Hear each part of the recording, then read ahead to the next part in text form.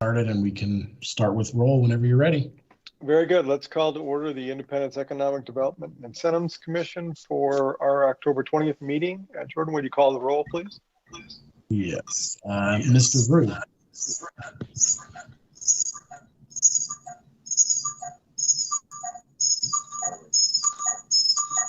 Hearing next.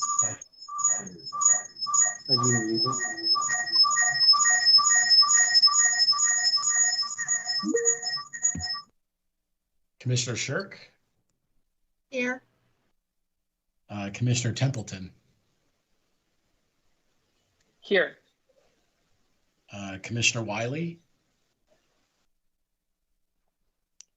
Commissioner Zaror.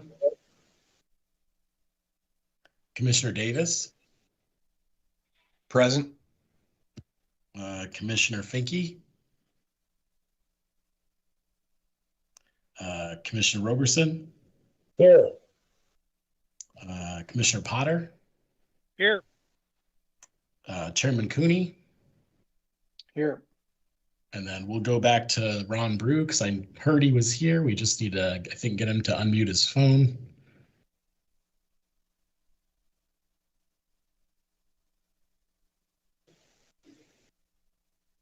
Ron Brew, are you there?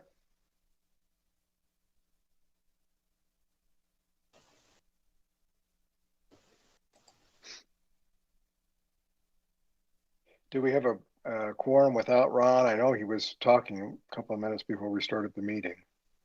Yeah, we do. So if Ron needs to call back in or otherwise adjust his phone settings, that'll work.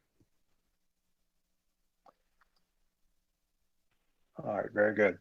All right, well, let's then move into, this is the continued meeting from September the 16th with regard to the Chapter 353 Tax Abatement and Sales Tax Reimbursement Agreement for Recovery Sales Corporation and D&J Realty Holding LLC.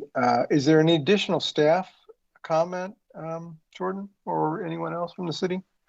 I don't think so. I was just going to go ahead and maybe reiterate what the applicant had requested and then turn it over to them if they had any additional information they wanted to provide on the plan. Otherwise, really leave it up to the commission to ask questions. So just to reiterate, the applicant has applied for incentives relating to the redevelopment project located near 35th and Nolan Road, including the site of the existing Cargo Largo. The development or the project includes the demolition of the existing facility and the construction of the following: an approximately 524,000 square foot mixed use facility, the redevelopment of the existing Cargo Largo site, and construction of additional buildings intended for mixed use. And those uses are yet to be determined. In connection with the project, the developer is requesting the following incentives. That is, one, real property tax abatement under Chapter 353, reimbursement of net new sales tax revenues generated by the city's 1/2 cent sales tax, street sales tax, and 1/2 of net new revenue generated from the city's 1 cent general sales tax for costs related to the streets project plus interest, and reimbursement from net new sales tax revenues generated from the 3/4 cent sales tax imposed by the Nolan Road CID and for costs also related to the streets project plus interest. So with that, just wanted to kind of reiterate what the applicant had asked for, and I'll turn it over to the applicant if they had any additional comments or anything they wanted to say related to the plan or the blight study that was included in the packet tonight. Otherwise, I think we'll kind of leave it up to the commission to ask any questions if they need that for their benefit. Thank you, Jordan. DPAC Recovery Management Corporation, Cargo Largo. Just a point of clarification, the current plan is not to demolish the existing Cargo Largo building. It is to rehab it. So that's really the only point of clarification. Other than that, I think everything is as you described, and we do not have any changes or any new information, but certainly I'm willing to address any questions you may have. Martin, All right, this very is good. Ron Thank Brew. you. Go ahead. Martin, this is Ron Brew. Am I back on the phone now? You are. You missed roll Okay. call, but we knew you were here. So Yeah, okay. all right, I very missed good. roll call too, but I'm here. Who is this? Laurie. Oh, Lori. Okay, very good. Thank you. Anybody else? All right. Do we have questions then of the applicant from any of the commissioners? Martin, I have two questions, and both of them are related to Section H on the tax abatement and the pilots.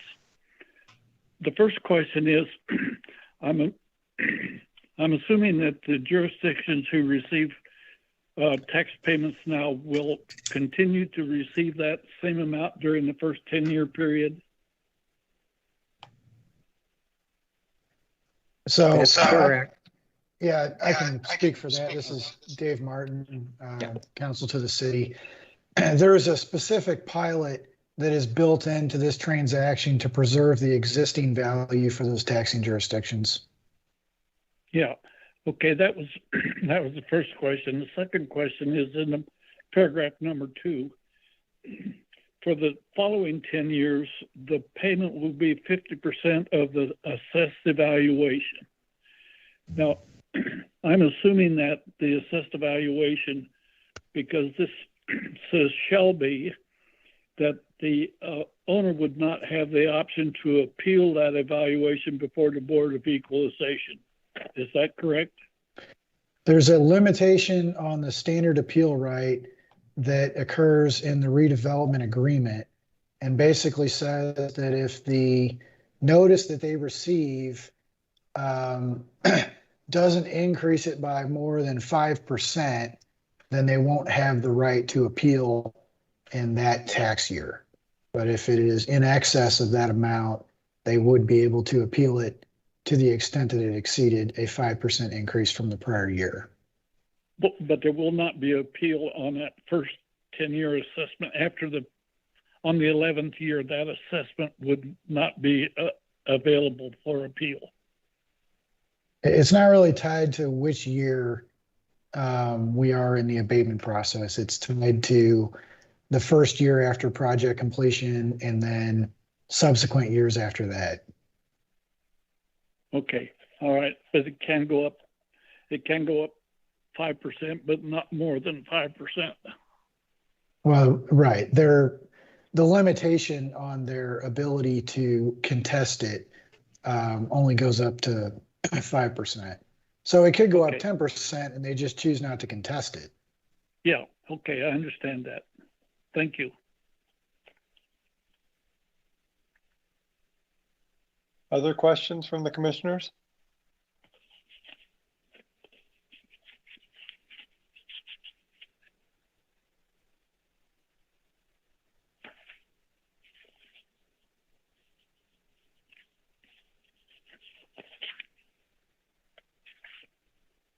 Commissioner Potter, go ahead. Thank you. Sorry, it took me a second to find the right buttons to push. So I appreciate all the additional information, and I am still viewing this rather favorably as I was the last time that we got together. Mr. Pack, I just wanted to ask if there was any follow-up or any additional information. We talked really about my biggest concerns being about improvement on the road that goes between the existing building and the library. What sort of improvements are going to be made to that road? Because I presume there will be.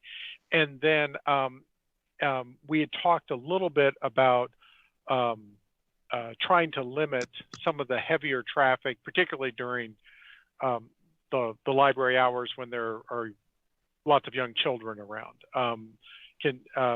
Is there any additional information on that, or are you still sort of along the same lines as last time, or just curious?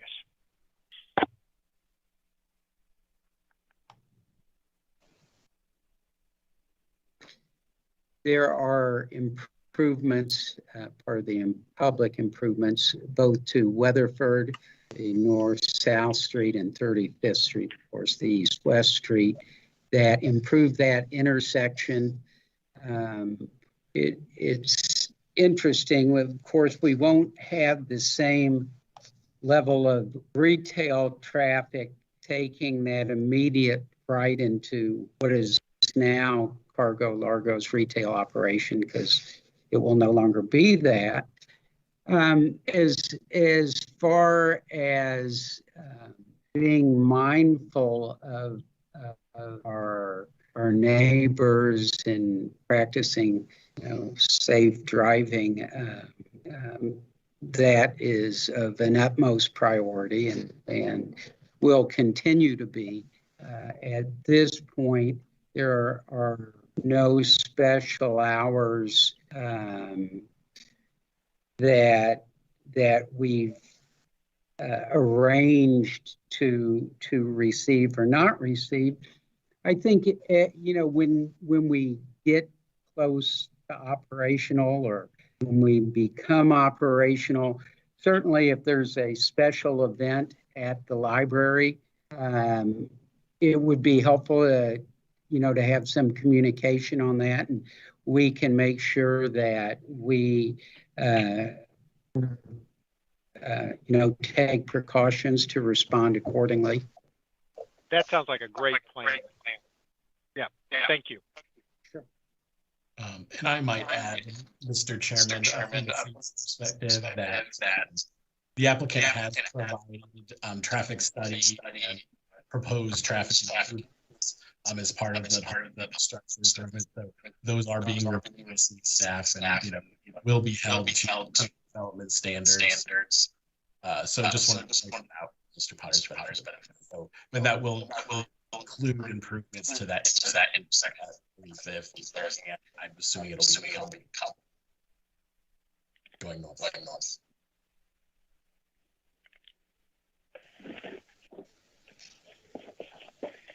Commissioner Potter, anything further from you? Nothing additional. Thank you for asking.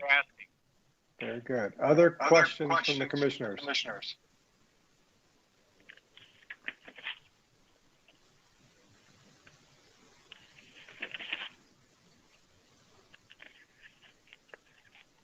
Hearing none, is there any discussion from any of the commissioners?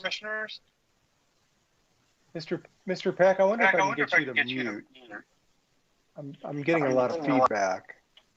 I am too.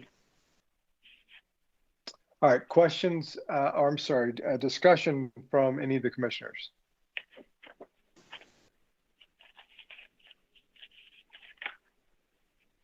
Mr. Pack, it's Laurie Dean Wiley. I just wanted to say I'm favorable for it as well. My biggest concern was traffic. I know that there's several additional egresses, right? Coming from Nolan and the through street on, I think it's Lynn. So for me, that was really one of my only concerns, was the additional traffic. And I think the way that it's organized is a positive one. And I know lots of people are really excited about you bringing the warehouse to Independence and employees to Independence. And I think you've done a great job of really trying to find a good medium place for what benefits you and what benefits the city. So I just want to thank you. Thank you. We look forward to proceeding.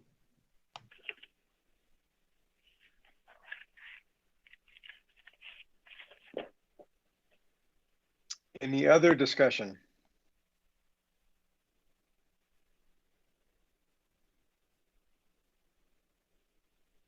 Hearing none, is there a motion that a member of the commission would like to make? I make a motion that we approve, send this for approval to the city council for consideration. I will second that.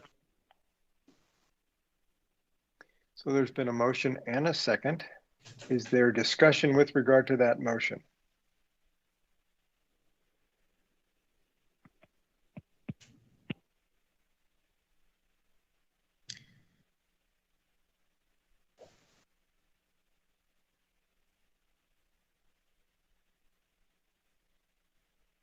Hearing none and not seeing anyone raising their virtual hand on this platform, why don't we go ahead and call out the roll, please, Jordan?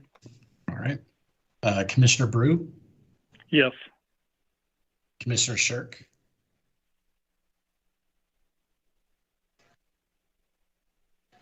Yes. Commissioner Templeton,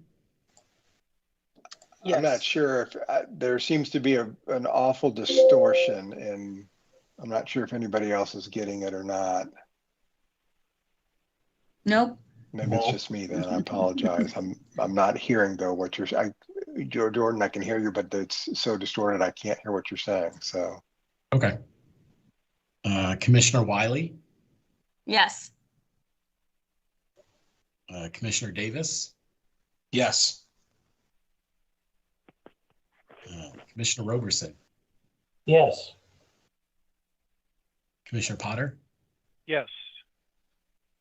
and Chairman Cooney.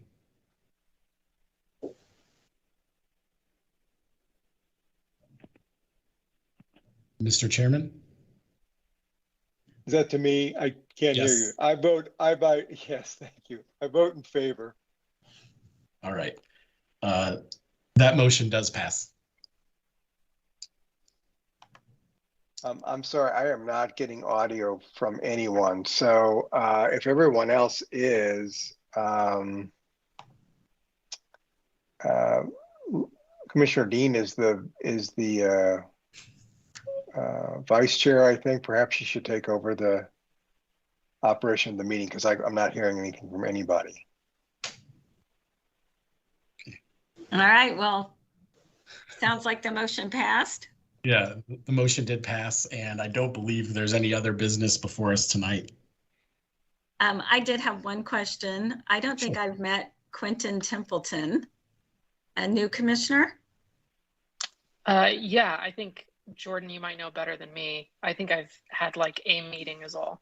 Okay. Yeah, Commissioner Templeton was appointed earlier this year, and I believe other than, well, I don't remember if you were at our meeting a month ago, but the previous EDIC meeting we had earlier this year, I believe Commissioner Templeton was with us. So I just wanted to say welcome and wish I could see your face. And other than that, I always like knowing when this would come before the council so that if we can be present to offer moral support. I believe, and David, correct me if I'm wrong, this is scheduled for its first reading at the council meeting on November 1st. November 1st. And so that would make second reading on November 15th. Yes. Okay. All right. Well, with that, do I have a motion to adjourn the meeting? I'll make that motion. Blake Second. Roberts. Mr. Roberson, and Yes. second? Second, Mr. Templeton. Thank you. All right. I'm sure we'll hear from Jordan shortly. Right, Jordan? Yes, If we need anything. And thank you so much for your time. I'm so glad it's not 9 p.m. and we're closing this meeting. I greatly appreciate that. Thank you all. All right. Bye. Thank you. Good night.